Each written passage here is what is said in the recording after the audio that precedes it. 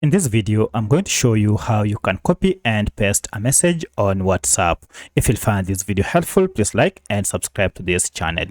Alright, so if you want to share a message from one WhatsApp account to another, it's pretty simple.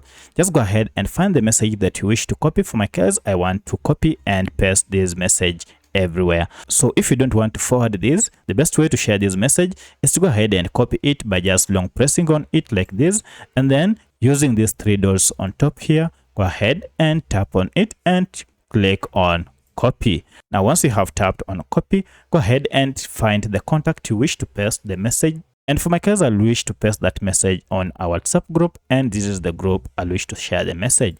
Now go ahead and open the contact you wish to share that message with, and then under this message, go ahead and tap here, and you should see we have already a clipboard of the same. Alternatively, if you go under the compose message bar here and long press here, you should see we have an option to paste. If I tap on paste, now you can see the same message has been copied here, and now you can send it and it will be sent to the contact. So that's how you can copy and paste message on WhatsApp. If you have any other question, kindly let me know in the comment section.